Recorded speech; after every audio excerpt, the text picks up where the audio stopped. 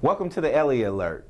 My guest today is award-winning journalist Evin Demirel. Demuro. Demirel. Yeah, it's a little tricky. Right, it's a little tricky. A little tricky. And his book is The African American Athletes in Arkansas. Now, Mr. Demirel, am I saying that right?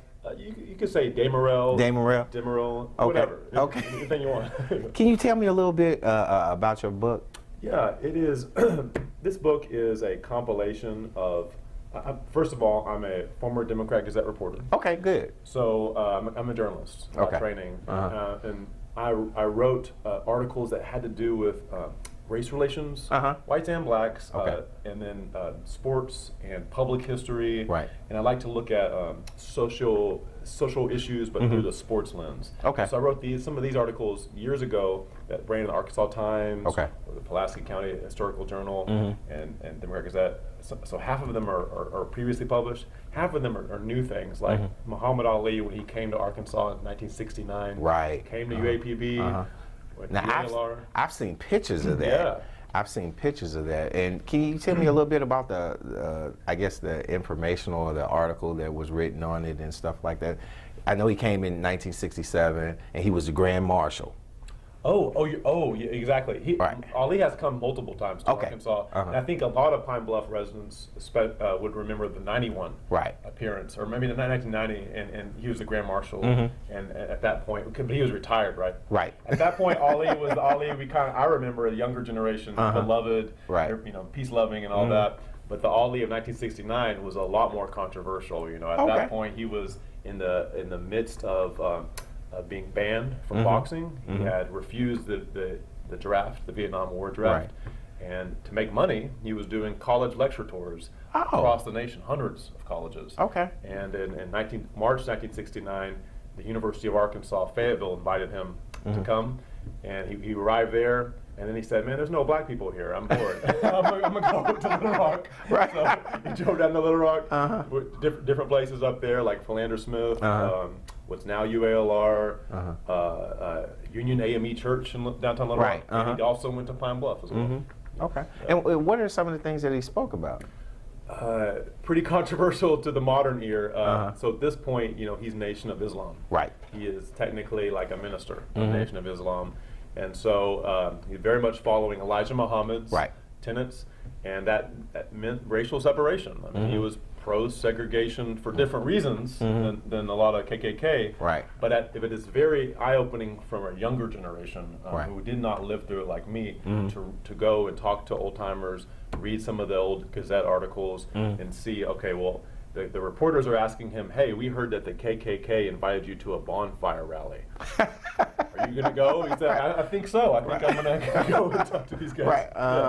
But I guess the Ali back then understood, I guess, the process and how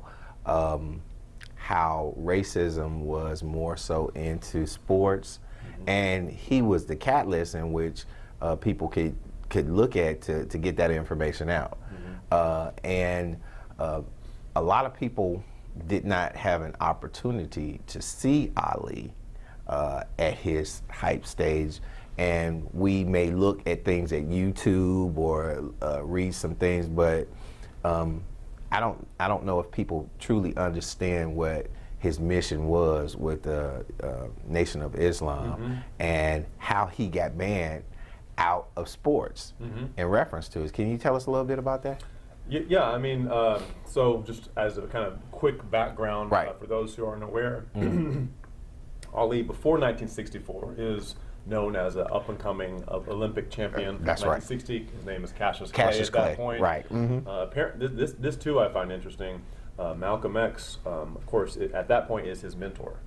And very important. They have a friendship at that point. And I think he also brought him into the Nation of Islam. Is that correct? He did play a role. Right. He did play a role, for sure. And so around 1962, 1963, they're hanging out together a lot. And one of the things I came across in researching for this book was there was a man named Butch Warren in Little Rock, whose dad, James Warren, used to work for the Democrat Gazette and knew Malcolm X very well, and knew a lot of these Nation of Islam guys well because his kin was a guy named Robert Davenport X. Okay. And Robert Davenport X was the man who essentially mentored and adopted Malcolm X, not adopted, but met X right after he got out of jail. Oh. In the 50s. Right.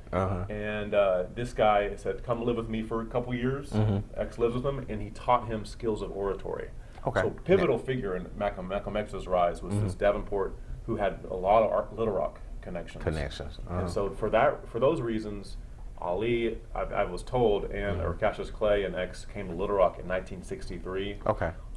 Essentially evangelized for the Nation of Islam, and it's mysterious because I don't see any reports about this in the Gazette or Democrat. Unfortunately, the Arkansas State Press. Right. I'm not seeing. I don't have access to that exact year, but there's a mystery as to if they came, why wasn't that reported? Right.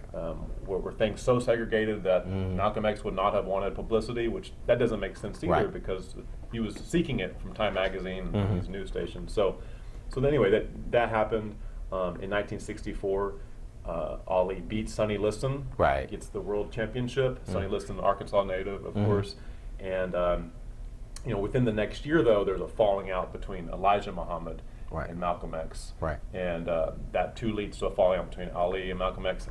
Malcolm X is assassinated, and Ali becomes much closer to Elijah Muhammad. He always was very close to him, and in 1967 is when Ali is formally banned from boxing.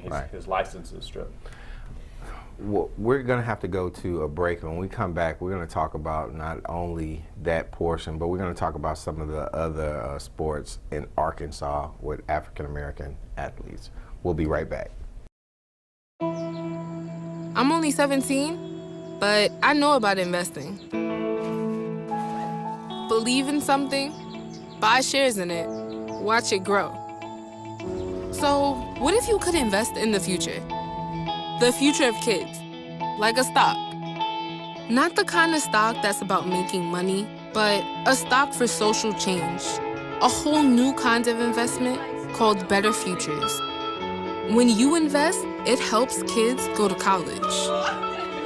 I could be one of the first college graduates from my family, the first philanthropist from my neighborhood. And if I'm the first, then maybe there's a second and a third. Believe in us, invest in us, watch us grow. My name is Sydney, and I'm your dividend.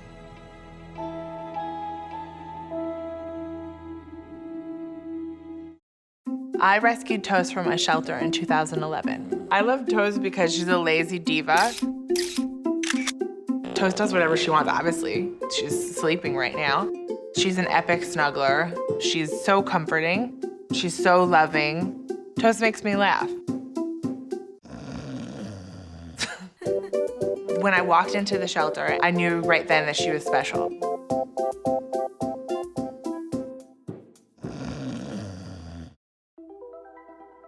Todd's a great guy. I mean, look at him. What a sweetheart. Attaboy. Wait, Todd, what are you doing? How totally selfish and un-Todd-like of you. Come on, Todd. Come on, man. Welcome back to the Elliott Alert. My guest today is award-winning journalist Evin Demirel. I guess I'm gonna get it right. Just keep throwing those out, man. Right, I'm gonna get it. And when we left, you were talking about Ali coming here in '67 and 69 to Arkansas. And I know as you were researching, and you not only researched Ali, but there's some more athletes in here in your book from Arkansas, African American. And before we kind of get into that, I want to ask you, what made you write this book, or what made you interested in African American athletes?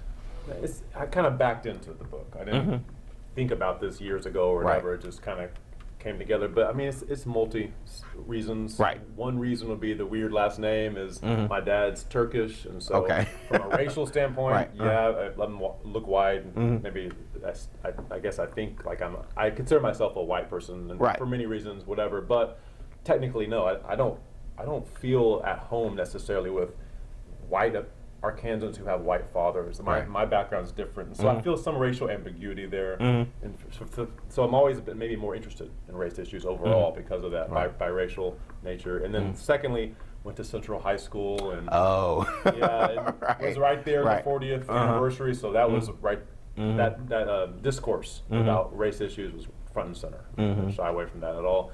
And then love sports. Went to school with Joe Johnson. Oh, did you? There, yeah. So I love basketball. I've always loved, football and basketball especially.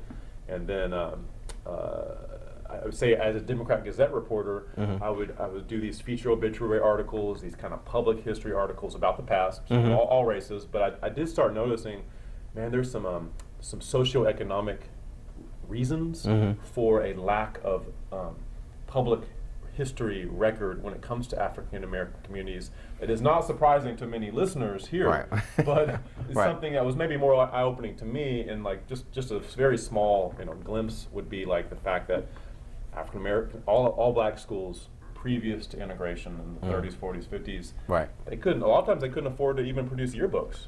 So like Fort Smith Lincoln, they won the 1959 all black high school state championship in football. They don't. Those guys. I was talking to those star players. They don't have pictures of themselves from that team. There's no yearbook, no team pictures. Just so that's happening all over the state in various schools. And that's a part of history that a lot of people are missing out. Not just African Americans, but Anglo-Saxons, Hispanic, and everything. And for Arkansas to truly have a history, it has to be inclusive with everybody because our history affects everyone. And so let me ask you something, just to a side note. What do you think about today's protest with Kaepernick and him kneeling and all of that? Oh man, it's like this to the next level essentially. 3.0. I mean, that brings together so many. I mean, especially now that not only what Kaepernick did and those Michael Bennett and those kind of guys, but Jerry Jones now joining them, and that just takes it to a new ironic level. I guess to preface, a lot of this book is focusing in on the pre-1970s, and much of that story up through the 60s was the story of African Americans and whites on the surface being on two different sides, but often playing together informally. Like I found that there were these black Razorbacks out of Fayetteville in the 1930s who played on the U of A grounds itself, scrimmaged against the white Fayetteville Bulldogs. So unofficial. Unofficial stuff on the side, but the white coaches were like training or helping coach them. And so that kind of stuff I'm finding was happening more around the state than we presumed, in the South at large. So that phase was just getting on the same equal playing field. Blacks, whites playing each other, whites, blacks proving they're equal if not better in some sports at different times. So that was the case. A guy like Ali comes in and Tommy Smith and John Carlos, and they say, well, now the issue's off the field. It's no longer about getting on the field. We're going to use our celebrity and leverage it for these off the field agenda, what we feel is important. And I think with Kaepernick and the kind of the protests you're seeing on the NFL level is that we have an interesting crossroads where they are again leveraging their celebrity for off the field issues. And I think the power structure in terms of the Jerry Jones, the NFL owners, they don't know how to react necessarily. Do they join them? Do they appropriate them? They don't know.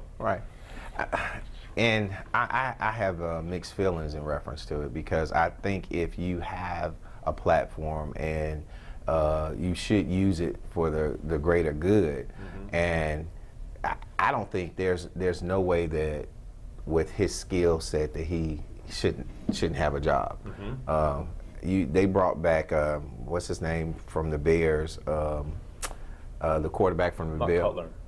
Jay Cutler to play for Miami when Callan is 10 times better than him. And because he used his status to bring awareness to things that were happening in the community, which if you look back then, some of the same things were happening back then that it's happening now, but he used that to bring awareness to our country, and it has been reversed to not being patriotic, and which I don't think that is right, but now people are picking up that manner, that thing, and like Curry and LeBron James, you know, they're being vocal, and it all started when Colin took a knee. Well, and to be fair to you know LeBron and Dwayne Wade, those guys a few years ago,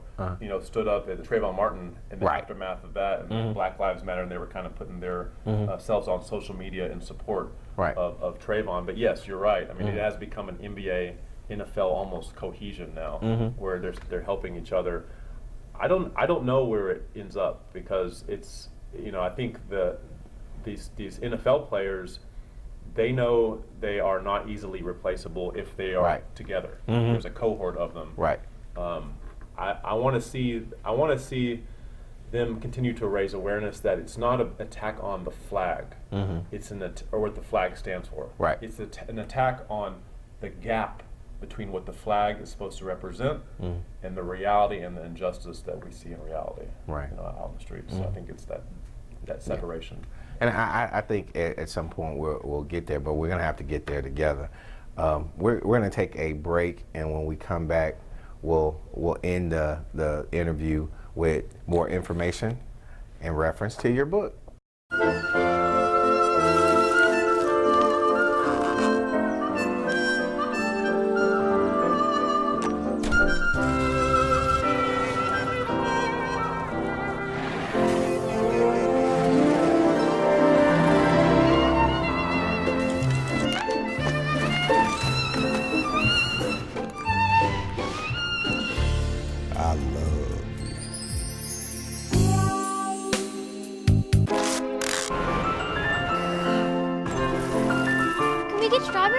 Okay.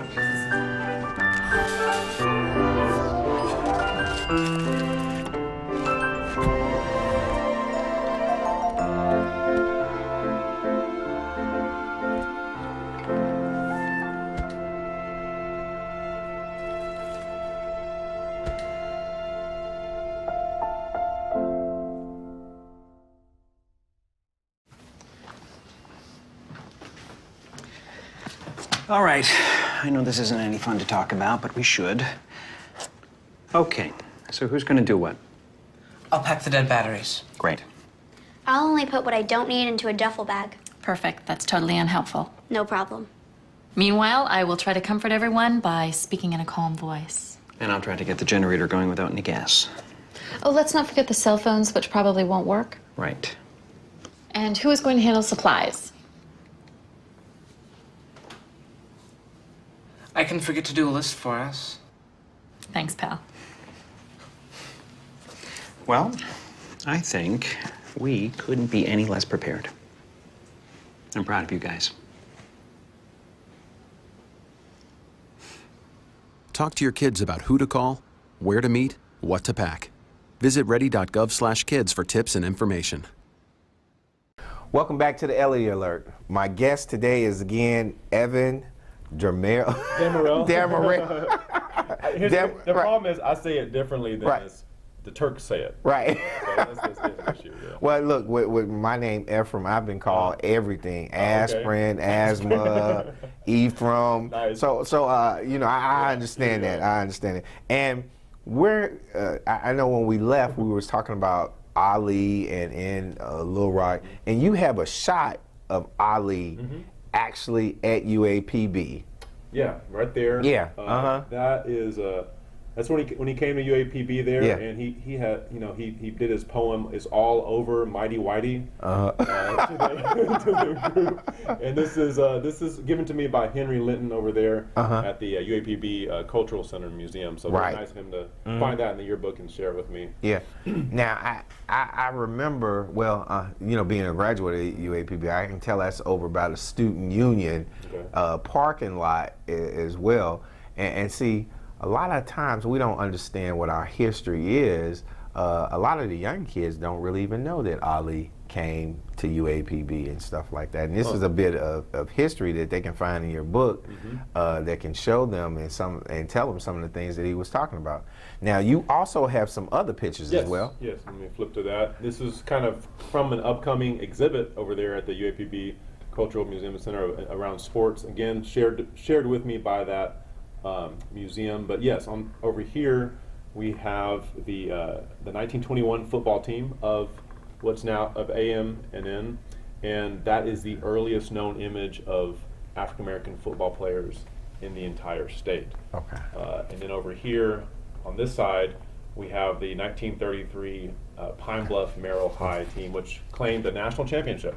Oh wow! A team out of Indiana. That's the Merrill High School, right? Yeah, Merrill High School. They actually claimed a couple of those back in the 1930s, and I was able to talk to the son of the head coach of that team. He's still a guy named Henry Foster Jr. Still alive, and over there in Nashville. And he was telling me amazing things about how his dad was not only a great football coach, but very innovative teacher. Of the high school students. He found like a local pilot in a local like flying school, essentially, an Italian guy who ran a flying school, and he took his high school kids up, the Merrill High kids, in the mid-30s, and taught them how to essentially taught them how to fly. Flying lessons in the mid-30s for an all-black high school in the Deep South, very rare. Very open, innovative. Very innovative. Yes. That's amazing. And see, again, that's a part of our history here in Pine Bluff that not too many people know about. And we can't let that kind of history pass without letting our kids know, because just like you said, in the 30s, being able to take your class to learn how to fly is a major accomplishment within itself. Yes. So, and for him to have the motivation to do that shows that not only did he love his community, but he loved his kids, and he taught them a secondary lesson. Learning how to fly is a priceless thing. Learning how to fly. I mean, in his mind, it was teaching physics, right? Mechanical exactly. Arts, but it's an interesting book. What is it called? It's Henry Foster Jr.'s book, and he was discussing how one of the older, he was a young kid, and one of the older the teenagers he went up in the airplane with on one of these lessons, it ended up being Wiley Branton, the great civil rights leader. That was the student he went up with. So. That is amazing. Now, tell me a little bit more about your book, because we're about to come towards the closing, and I want to know where people can get your book, as well as how can people get in contact with you. Okay, definitely.